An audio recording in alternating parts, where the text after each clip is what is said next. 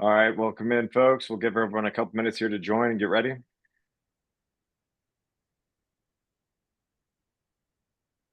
So we'll kick this thing off in a minute or two.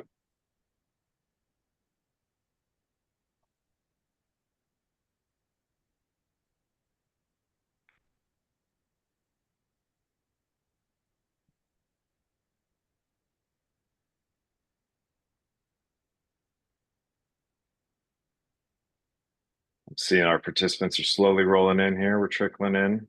Numbers are looking good.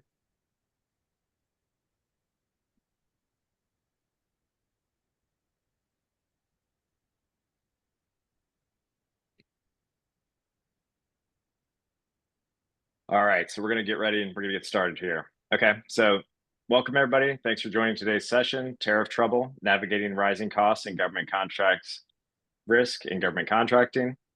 I'd like to mention that this session will be eligible for CPE credits. There'll be 4 polls throughout the session. So make sure you answer those polls and attend the session in its entirety to get your CPE credit, right? So we'll go ahead and email you the certificate after the session concludes if you stuck around and answered all our polls. The Q&A function will be available to you to answer all your questions. The chat is disabled for all participants. So use the Q&A to enter your questions. If we have some time left at the end, we'll take a couple questions from the audience. If not, we'll follow up offline. Again, this webinar is being recorded and will be made available on demand, so you can check this out, share it with your colleagues and friends at any time. Before we get things going, we got a quick safe harbor statement, or as we say, a quick CYA. So again, this webinar is intended solely for informational purposes, and the thoughts and ideas and things discussed are just opinions by today's speakers. So I'll give you a second to read that over. Again, we'll send a copy of the slide deck out to everybody, so you'll have a copy of the slide deck, the speaker bios, and some awesome upcoming events that we have planned for you guys.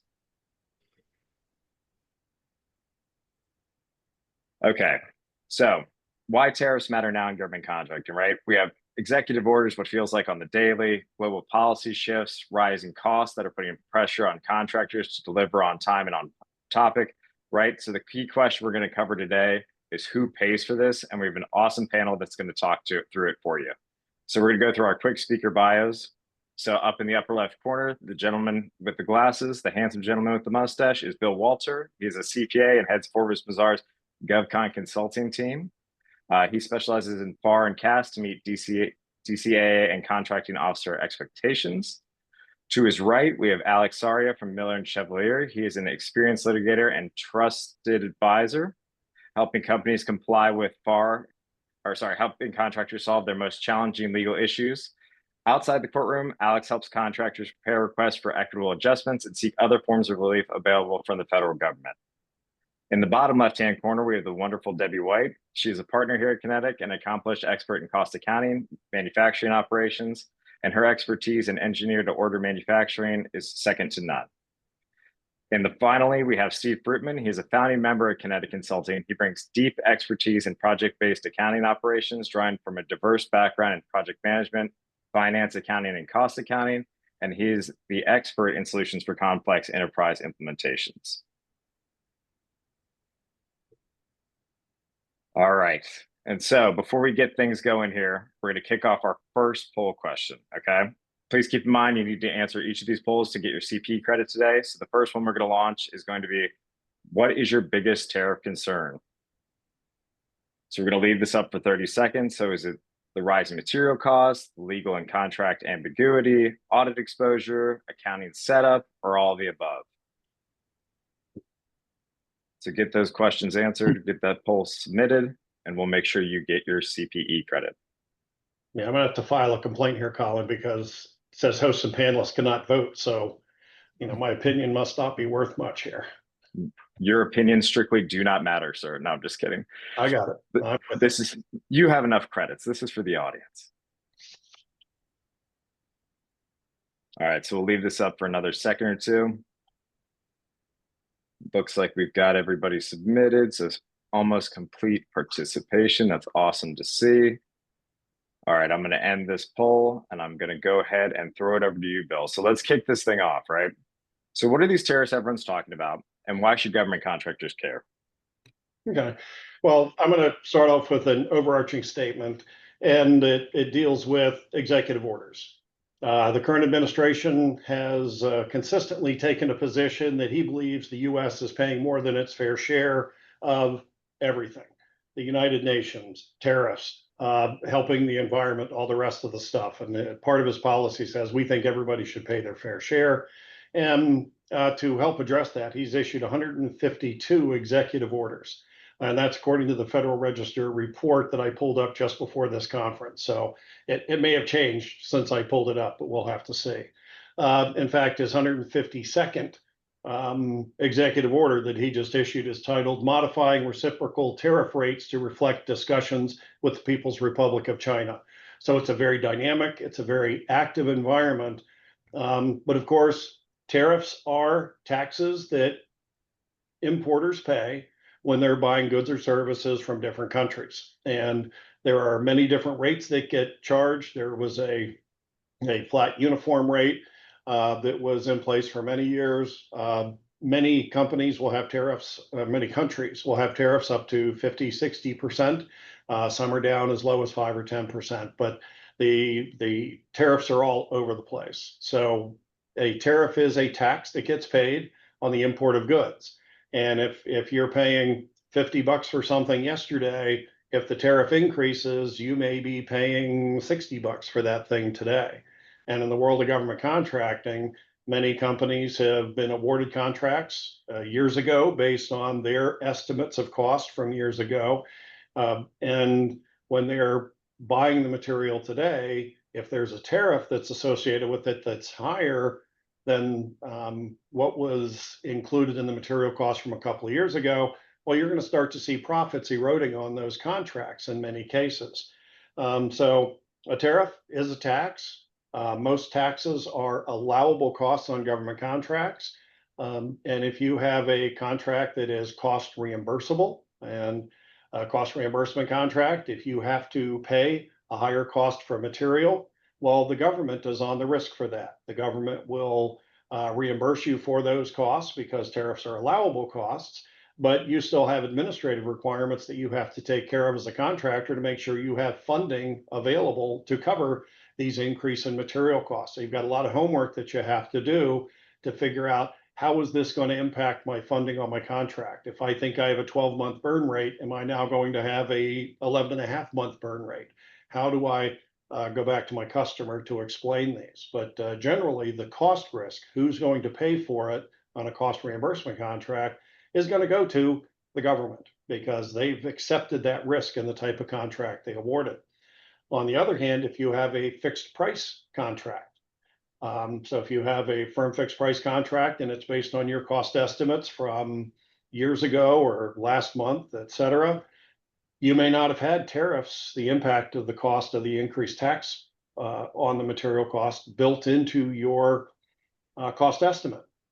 Several years ago, during a period of high inflation during a previous administration, there was a big concern where companies were saying, well, wait a minute, inflation is out of control. I've been bidding 2-3% escalation on my labor costs and 2-3% on my material costs. Now we're seeing an inflation for the period of 10%. That's much more than I anticipated. And the government was very concerned. Congress sent out notifications. They modified National Defense Authorization Acts to say, hey, contracting officers can utilize the flexibility within the FAR to be able to evaluate if, because of inflation, a contractor may be entitled to an equitable adjustment on their contract. The government, at that point in time, most contracting officers, cost plus, will pay it. Firm fixed price, sorry, that's the risk you took, Mr. and Ms. Contractor, when you signed up for the firm fixed price contract. So we do have the opportunity to put economic price adjustment clauses into contracts. Of course, if the contract's already awarded, too bad, so sad. If you're looking at the fact that, hey, we've got these inflationary issues, maybe you should have been considering EPA type, fixed price EPA type contracts for the past number of months as you're going in, because another period of inflation could be impacted, and tariffs can impact material costs. So that is something that you may be able to get a little bit of additional recovery on. And if you have time and materials type contracts, that's kind of a hybrid contract. I know attorneys say, Bill, you can't say it's a hybrid type contract, but the FAR says the labor cost is fixed. Okay, and fortunately, tariffs shouldn't be impacting the labor costs too much. There's other factors that are impacting that. So your T portion of your time and material contract should be relatively unaffected unless you're importing labor from other countries. But the M portion is generally a cost reimbursement type item. So generally, the government will pick up the risk if you have to pay more for material costs that are going to be having tariffs associated with them. So taking a look at the type of contract is very important. And if you're facing issues where you know you're going to be buying a bunch of material that is going to be coming in from a country that is now going to be having or potentially having an increased cost due to tariffs, you need to take a look at those contracts. And you need to take a look to see if those contracts contain certain clauses. And two of the clauses that I'm going to talk about deal with federal, state, and local taxes. Tariffs are generally covered by those clauses. But there's a lot of evidence, and Alex is going to talk about this a little bit more, but it's not a slam dunk. We have the FAR clause at 52-229-3, federal, state, and local taxes, or the -4 clause that gives a little bit more information on state and local taxes. And oftentimes, tariffs are considered foreign taxes are considered as state and local type taxes when it comes to cost allowability. But as you take a look at your contract, if you have those clauses built in, they do specifically state the way that Bill Walter reads the clause.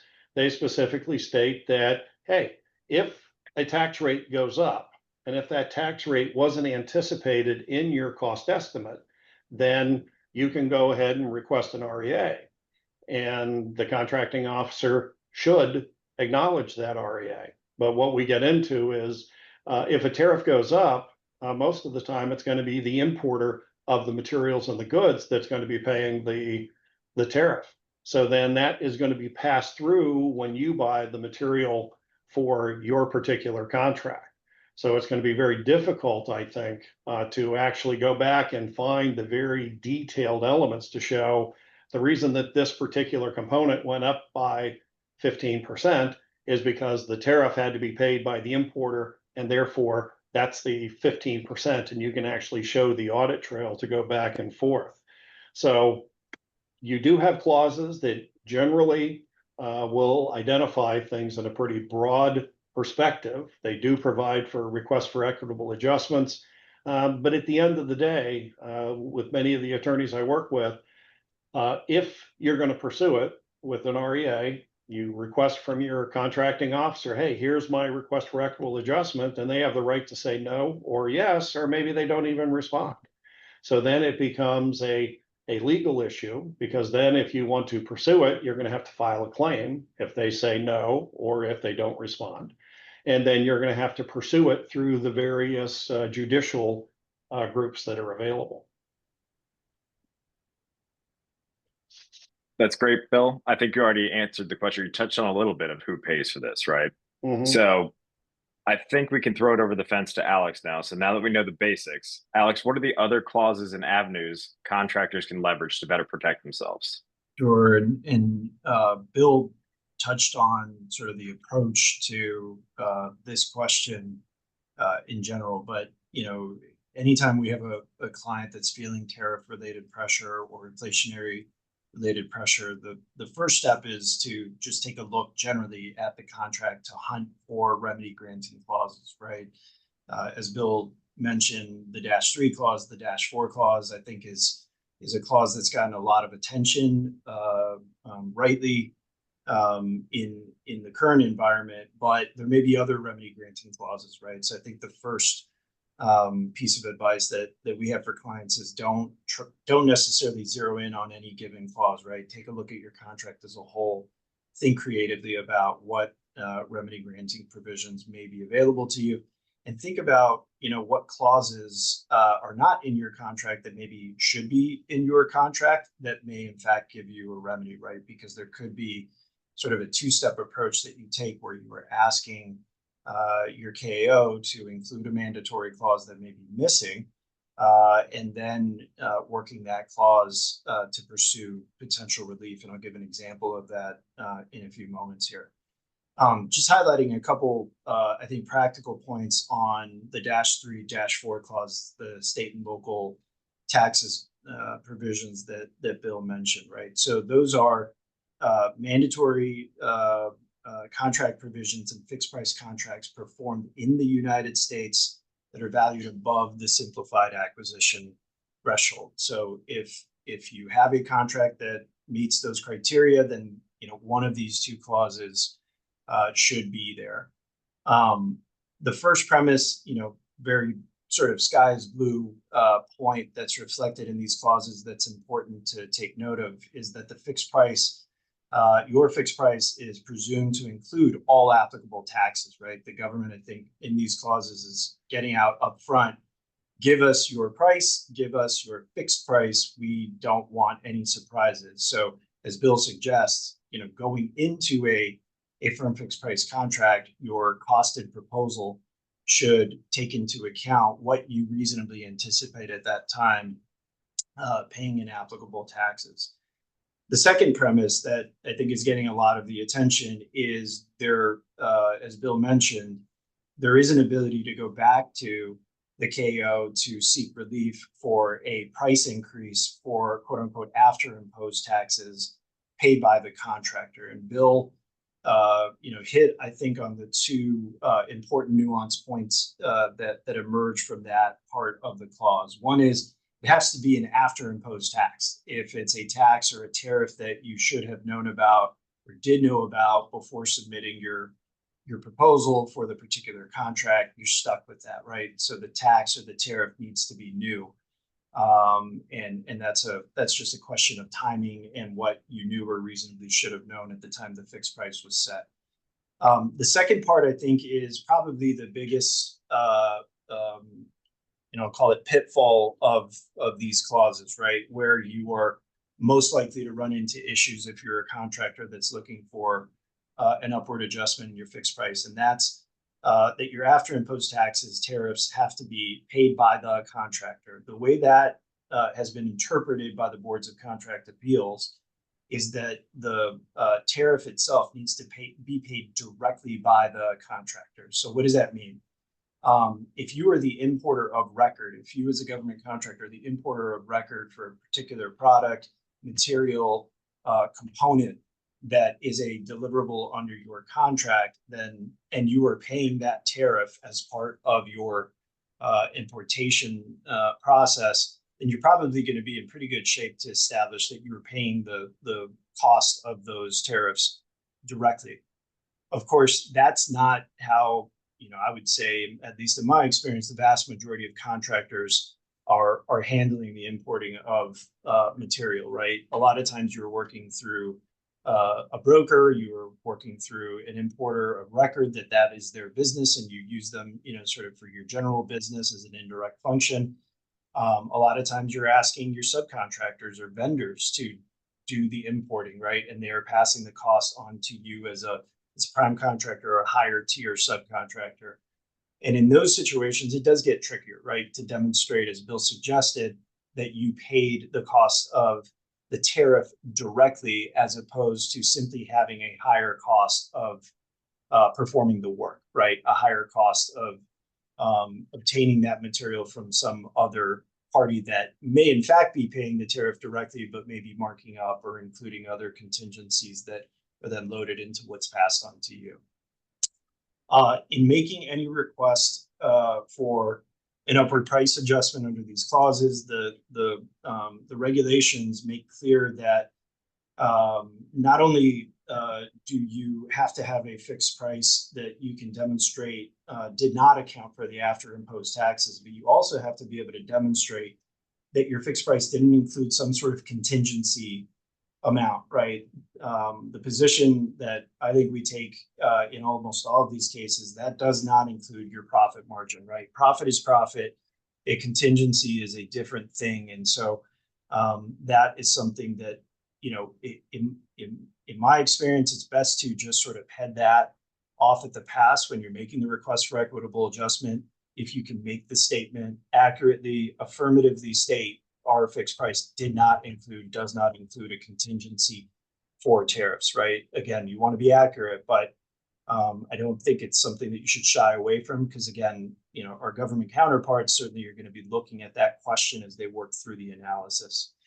One interesting feature of these clauses that I am curious about your thoughts on, Bill, is the clause also provides for fixed price decreases in the fixed price should tariff costs that are in fact accounted for in your fixed price, should they go down. And I do wonder, as you mentioned, 150 some odd executive orders, where I think everybody who's following the news understands that different inflection points, the tariff rates have gone up, and at other inflection points, they have gone down.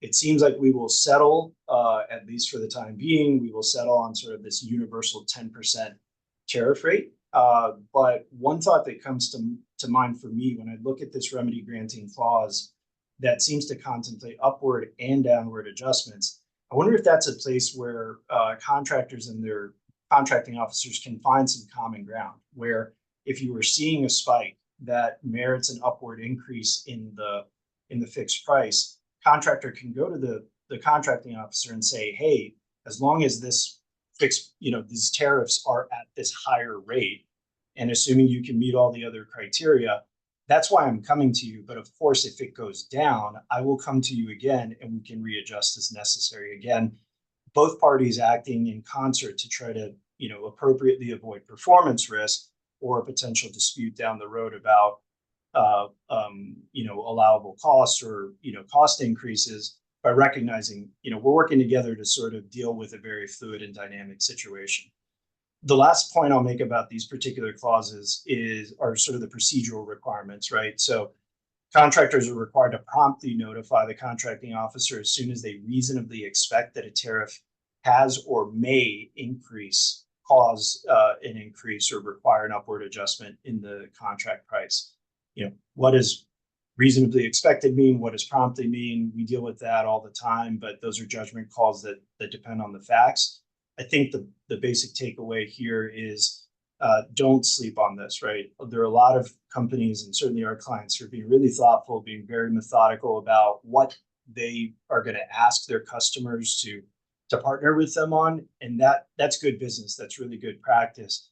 At the same time, paralysis by analysis can sometimes put you in a difficult position should you ultimately get there, request an upward adjustment in your contract price, and then have the government come back and say, hey, look, you should have known about this 2 months ago, right? You're coming to me with this now. It's a little bit too late. We don't have the funding now to accommodate that request.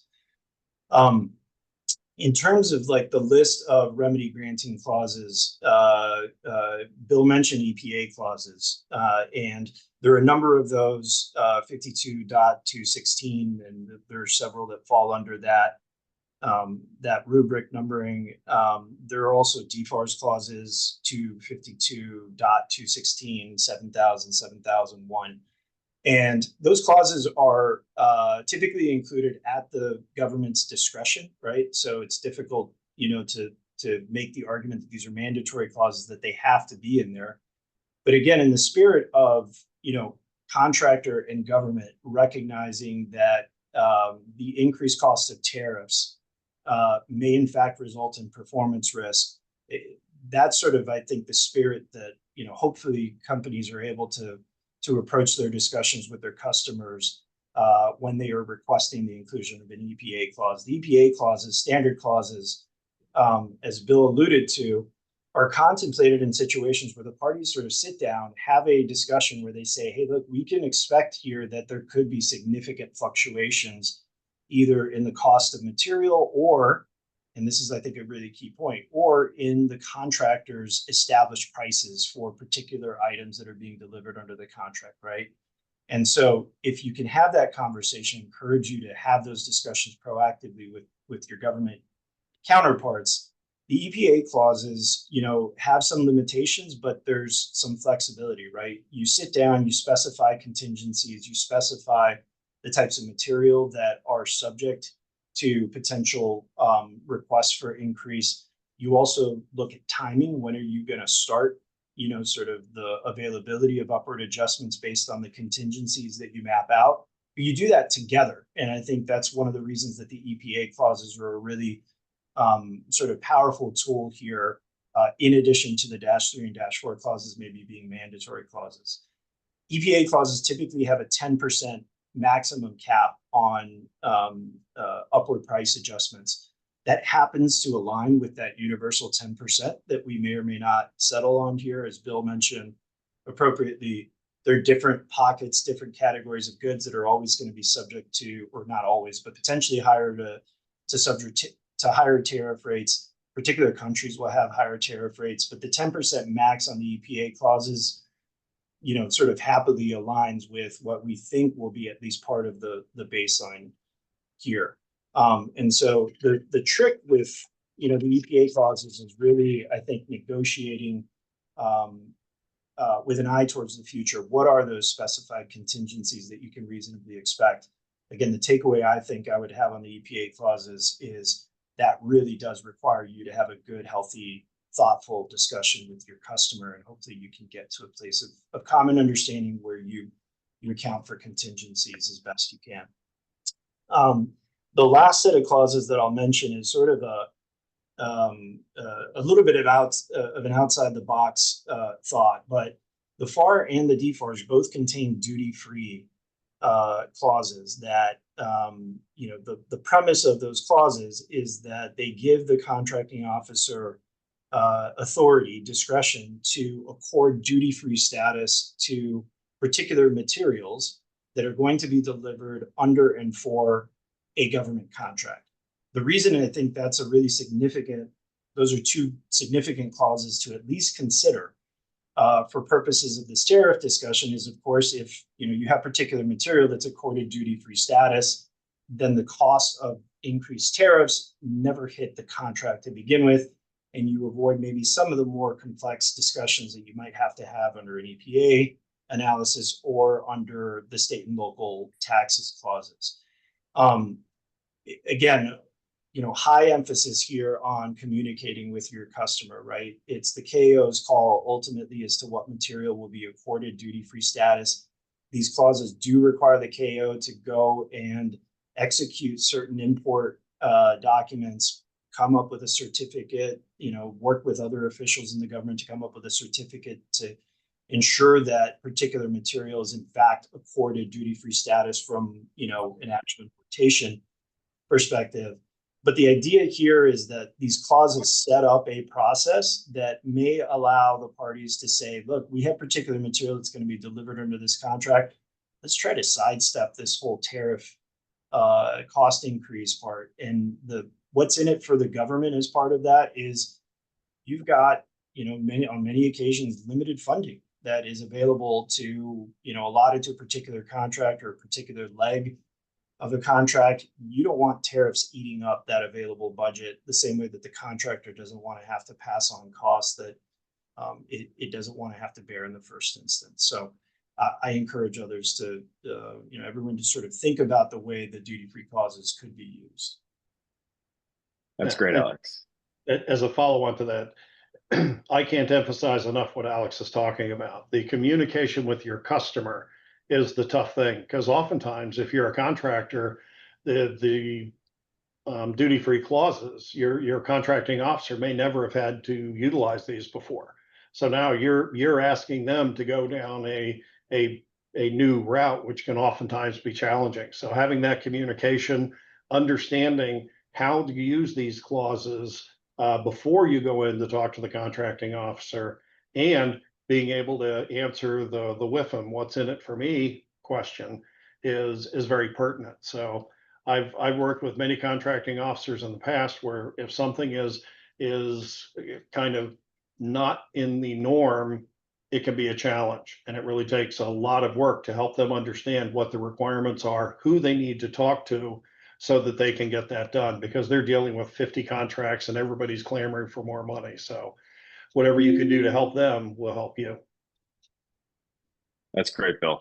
Alex, I have one quick follow-up. So what can contractors do today and with an eye to the future to protect themselves here in the now? What would be your one piece of advice you would give?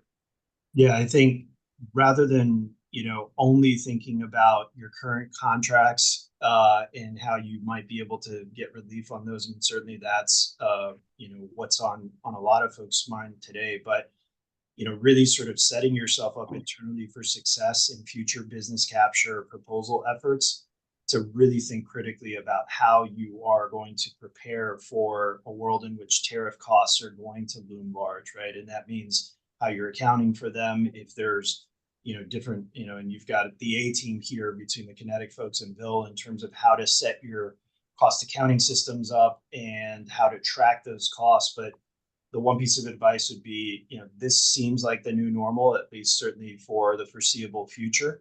And so rather than take a reactive approach, which I think is what everybody's been sort of forced into now, at some point, try to take a proactive approach and figure out how do you adjust your business systems, your processes, to make sure that this is something that's on your radar from the very beginning and puts you in the best position when you're submitting proposals to capture your costs, recover your costs as best as you can within the constraints of what the law allows. Thanks, Alex. These are some great legal insights here. And you kind of segued nicely into our next poll question. So I'm going to go ahead and launch that. And that is, how are you handling increased costs today? So we're going to leave this up again for 30 seconds. Remember to get your answers in so you can get your CPE credits. So is it material handling rates, G&A rates, overhead rates, direct inventory charges, or some other mix?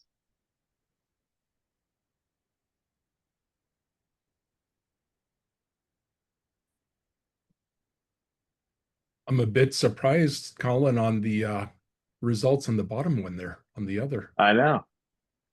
It's a little shocking. All right, I'll leave it up for 5 more seconds. I'm going to close it out here. All right. And with that, we're going to segue into our next part. So, Bill, I'm going to throw it over to you here. How are tariffs required to be accounted for by the federal government today? Okay. Well, before I jump into that, what were the results of the poll? Because I couldn't see it on my screen.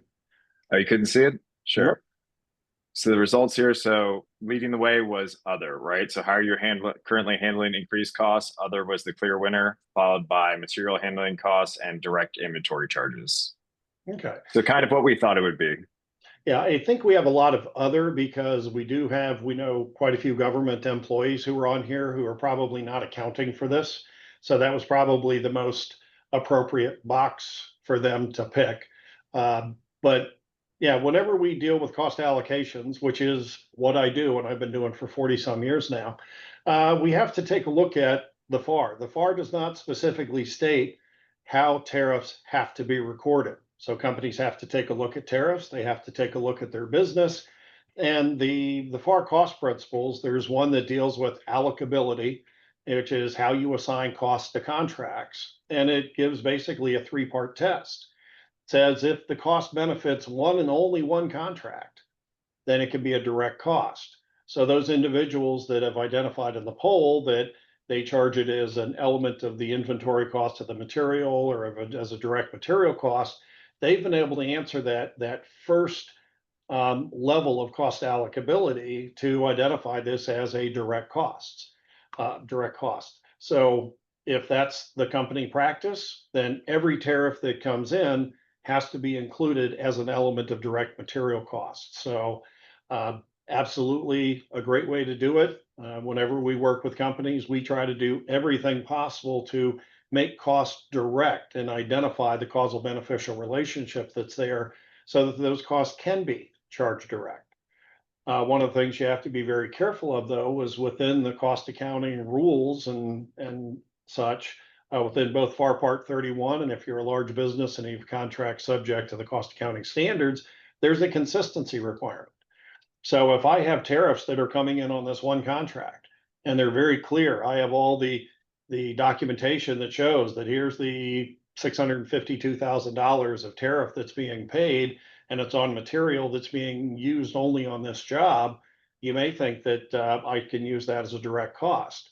But once I set it up as one contract to make it direct, I have to do that consistently on all my contracts. So for every contract that comes in, I'm going to have to be able to track that tariff cost. And if I have a boatload of material that comes in, and if I paid tariff on the overall boatload, I have to find ways to take that cost and break it down so that it can be assigned to the material cost for each one of the individual contracts.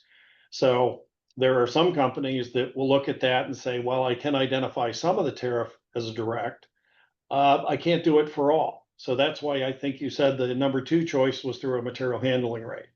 So if I go back to the FAR cost principle on allocability, first is direct. If it can be assigned and benefits one cost and one contract and one contract only, I can make it direct. But if I can't tell, if I get a boatload of tariff costs that come in, and I have many different boatloads that have come in with different materials, and it may just be in the too hard to do pile to go through and do all the detailed identifications to make it direct. Then the second tier is to allocate it to contracts based on a causal or beneficial relationship. So a causal beneficial relationship for tariffs is probably material costs. So if a company wants to take the tariffs that they have to pay and build it into their material handling cost pool, then they can allocate that across the direct material costs that get charged to the contract. And the underlying presumption is that the more material costs you've incurred or that you've purchased, the more tariffs would be associated with those. So companies will oftentimes take these costs and combine them into their material handling costs, which includes procurement, probably some inspection, probably a number of other costs. And then those would be allocated to all the contracts based on the direct material content that they have.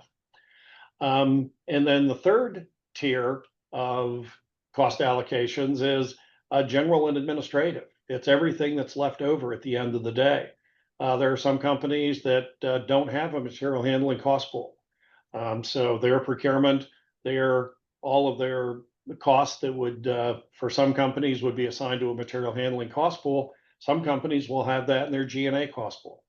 So the FAR says you got a choice. You can make it direct.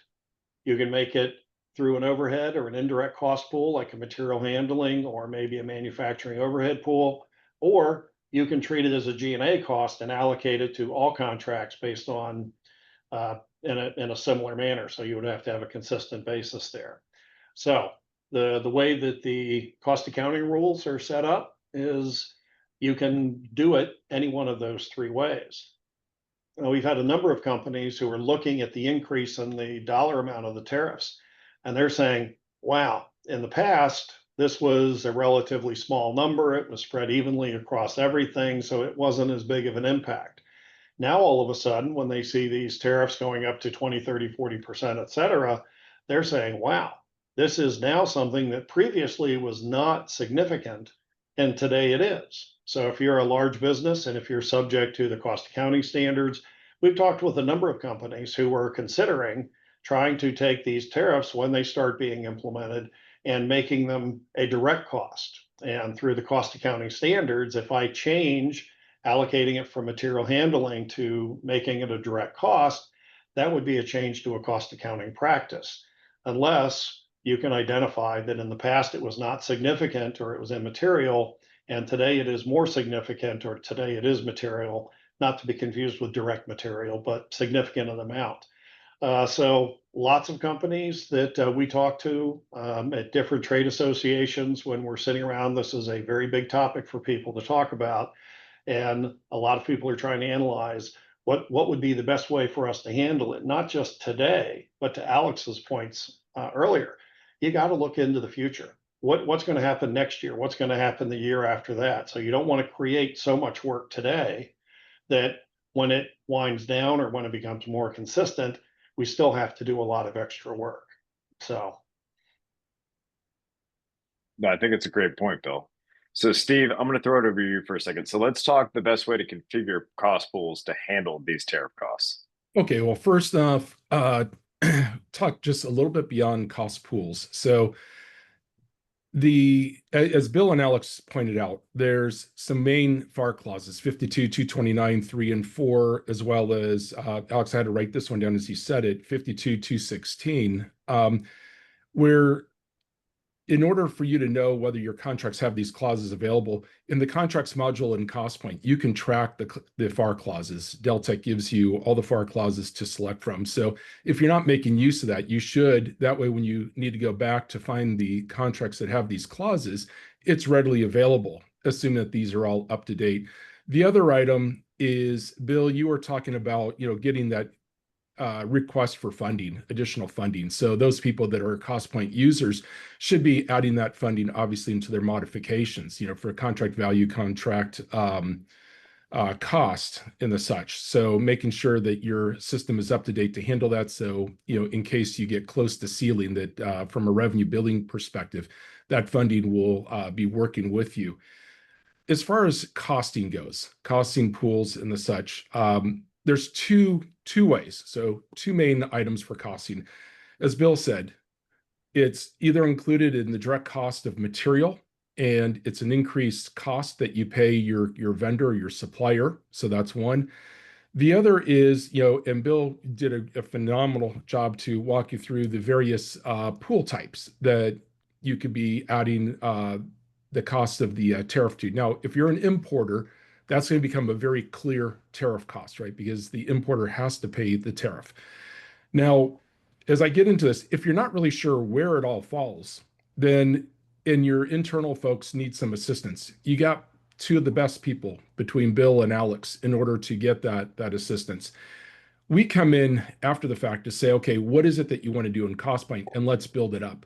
Debbie will talk more about building up the cost, the price per unit, the cost, and the inventory, direct material and inventory components. As far as the pool goes, if you are going to pass that cost through the system and you're going to take it as part of your material handling, would be the most obvious, a manufacturing overhead bill, you said, and then the lesser would be the G&A or standard overhead. There are impacts, right? Because you'd be adding those costs. Presumably, you'd have a separate GL account in order to classify those costs. So you would know that it came through a tariff. But very similar to what you'd do for duties or taxes as well. So there's a similarity if it's going to go through the pool. The key thing and again, for us, we execute these things, right? So we get it into the system, make the system work based on what you're asking for. As far as understanding the proper method, whether you call it allowable, unallowable, whether you're going to put it into a material handling and a G&A, again, you got two of the best resources, really in the industry right here to reach out to. The key thing when you put it into any pool, whether it was a material handling or a G&A, is what I call collateral damage. There may be projects or contracts that have absolutely nothing to do with the tariff or the increased cost, but because they get allocations or applications from the pool, they will be indirectly burdened by the cost of those. Is that appropriate? Again, this is for the internal folks to work through, that, as Bill pointed out, there are FAR clauses that do allow you to do this. And for us to build it into the pool cost, certainly very doable. And, the key thing is that we have a separate account. For it to become part of the material cost, just an increased cost that you're paying your vendor, for that, there's a lot of questions. And I'm going to pass this over, not yet, Debbie, but pass this over to Debbie, but also, sorry, sort of a false start there for you. It's sort of like, if you can believe, I ran track at one time, you take that false start ahead of the gunshot. It's like, you only got one more shot at that. But the other part is recovery, because you have these additional costs, as Alex was getting on for 52-216, you may have the ability to actually recover that additional cost. And, again, Debbie can walk through that. So Debbie, I'm going to hand it over to your mighty hands and ability and have you take it from there. Hey, thank you, Steve. So now we're going to talk a little bit about the challenges of how we'll handle the day-to-day operations of the tariff costs coming in.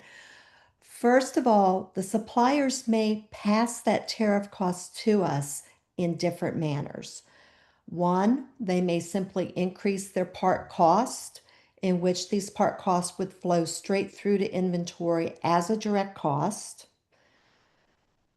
Two, they may actually quote or negotiate on the purchase order the tariff costs up front, in which case those parts that have tariffs against them, an additional line item would be added to add the tariff cost into the cost of the part. Again, if your system allows, this will roll straight into inventory as a direct cost of that part. Three gets a little trickier. What happens if the part cost or the tariff on the part cost comes in at the invoice level? We've already received the part, we had the cost on the purchase order, but now the invoice has an additional tariff charge at the part level. If we know what that tariff charge is, our alternates may be to go in and do a cost adjustment on the part if we're treating it as a direct cost, if the part is still in inventory. If the part's no longer in inventory, we've got a little bit of a bigger problem where those costs need to be written off somewhere because now your inventory general ledger and your stock status reports will not be in sync. Additionally, we could get a tariff billed to us as a lump sum. If it comes in as a lump sum, we again have two options. One thing that Bill had said earlier was we may have to figure out how do we want to allocate that lump sum tariff cost to the parts that were received, in which case then we would have to do inventory adjustments to adjust the direct cost of that inventory to add in those additional tariff costs. Another option for that would be maybe using the material handling pool. Again, as we're thinking of how we're going to approach this, how we want to approach this in the future, we do have to consider these different options of how those suppliers may pass those costs to us. The next thing we have to kind of look at is the timing of the cost. So do we need to retrofit our existing purchase orders? So does the tariff cost come in after the part or the purchase orders have been placed for our long lead time items, but don't go into effect until the parts are actually on the ship coming across?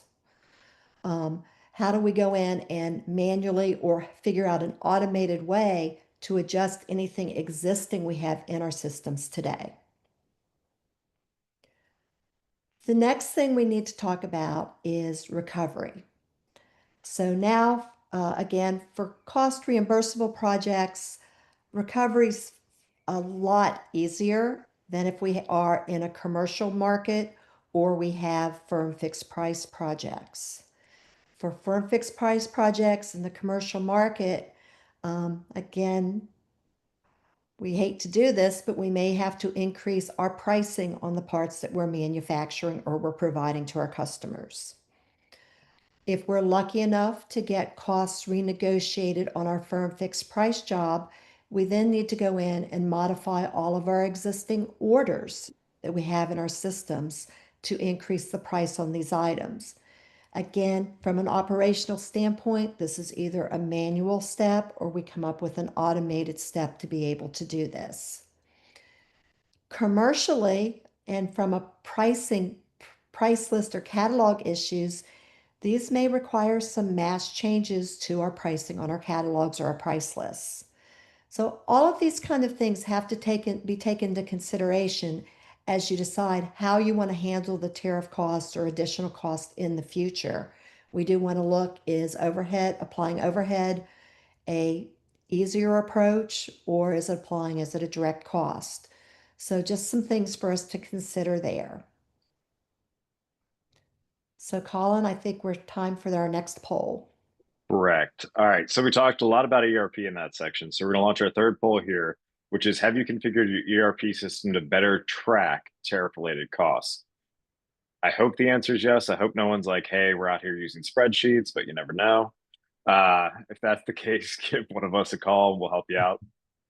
but we'll leave this one up for another 30 seconds and then we will hop into our final section here. This one looks like it's got a clear lead. This one is yes. So it looks like not yet, but planning to is taking the lead here, Bill. So some people have made some updates. That's a secondary. So it's in seconds sitting right there. There are some people who actually don't use an ERP system. I'm a little shocked. So if that's talk to them right after this. Get in touch with our business development lady. She'll help you out. There you go. All right. So we're going to go ahead and end this poll here, and I'm going to throw it over to you, Bill, to take us home here. So, Bill, let's talk a little bit more about recovery here. How are you seeing contractors handling this key issue? Okay. As before we jump into that, Deborah brought up a great point. She was talking about in the commercial marketplace, it's a little bit more difficult. How are companies doing that? And just taking a look at cars. The reason I mention that is we all buy cars. We know that they're out there. And several of the large automakers have already announced the fact that, hey, with the tariffs coming in, we're going to see price increases. And those price increases, based on a Kiplinger report, have identified they can be anywhere from $2,000 to $12,000, depending on the model. That's how, in the commercial marketplace, companies are going to do this. You can't survive for very long in a commercial marketplace if your costs are increasing and you don't increase your price.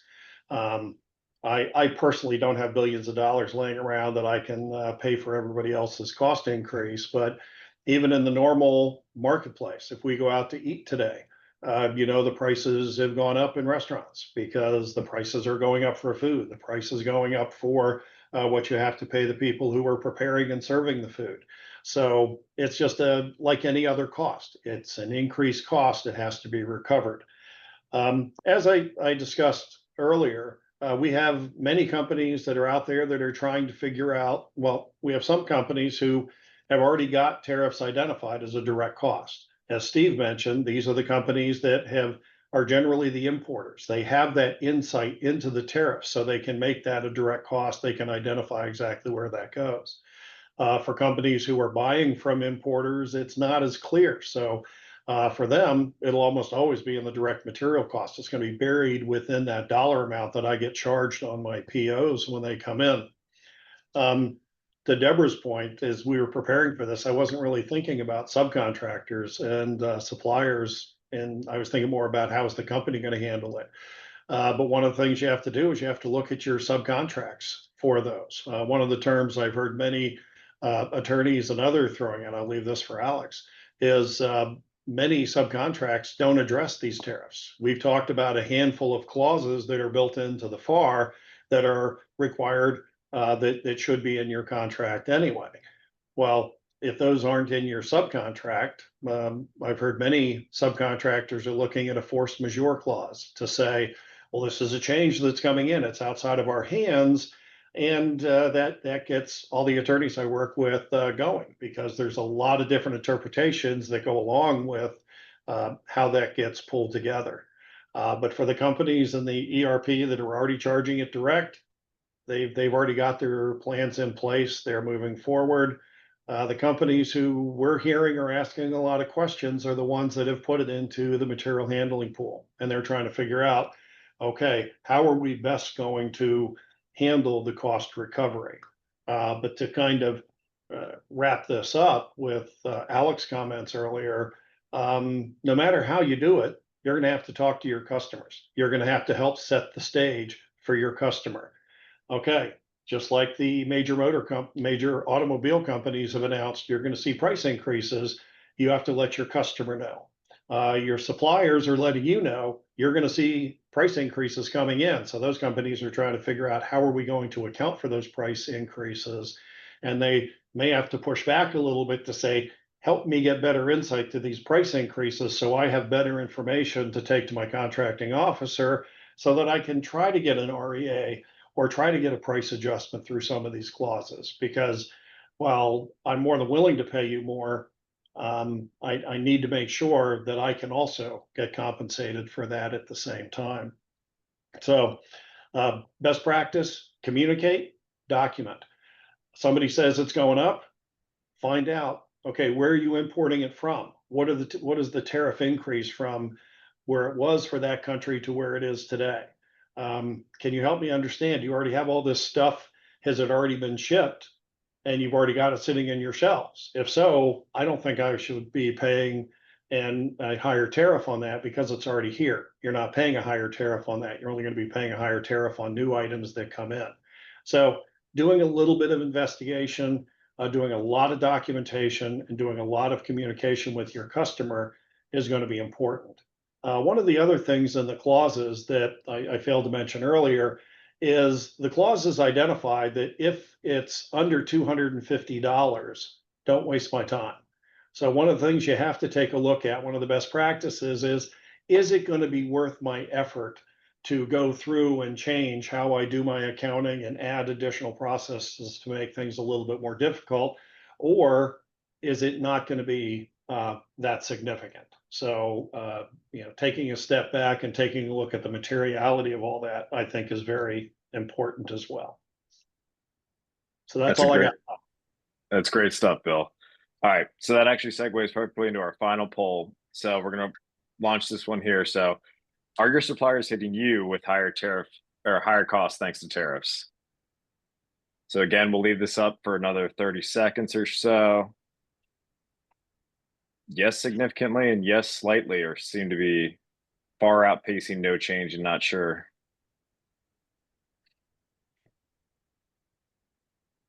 Leave it up for another 10 seconds or so here. Remember, get those answers in. If you completed all four, we will email you your CPE certificate following today's session. So awesome. Looks like yes, slightly, and yes, significantly were the biggest players in this poll. And so I'm going to leave it up to here on the group on closing thoughts, right? So I'm going to open it up. Any final advice that you want to throw out there? Bill, Alex, Debbie, Steve?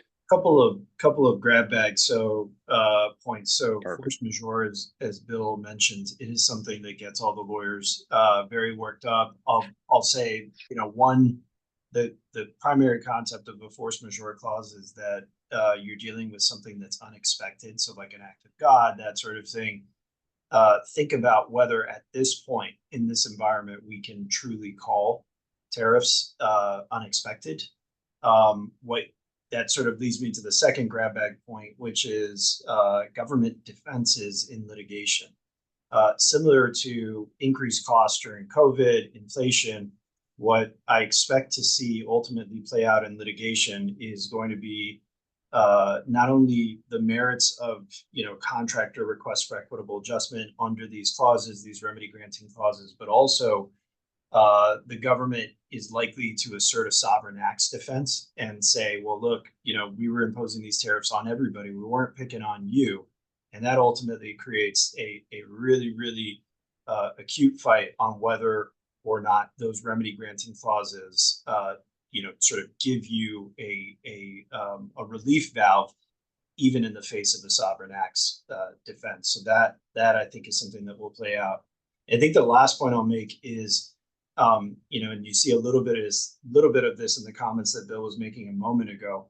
The trade and tariffs technical questions that arise here are really tricky. And so as government contracts professionals, one last piece of advice is don't dabble in those areas, right? If you are going to be making recommendations or making assertions to the government, or you're trying to persuade the government to see things your way, there are people who do the trade piece of this for a living. I would say I've spent more time with our trade group here at the firm in the last month and a half than I had in the previous 5 years. So there are people that really know this stuff backwards and forwards. If you were looking at country of origin questions, if you're looking at how the harmonized tariff schedule fits in, if you're looking at how that fits in potentially to Trade Agreements Act compliance, these are really, really tough technical questions. And so having advisors that not only know the government contracts piece, but also can help you with the technical trade piece, I think is really critical. It's a great point, Alex. And looks like we're right up against time here. So we had a couple questions come in. We'll go ahead and follow up with those offline. I want to thank everybody for joining today. I want to thank these awesome panelists for answering all these GovCon questions. Again, if you stuck around and hung out to the end, we will get you that copy of your CPE cert, and we'll send you a copy of the deck with some awesome follow-up material. So thank you all for joining us today, and thanks, panelists. Thanks Thank for you. having us. So Take care, guys.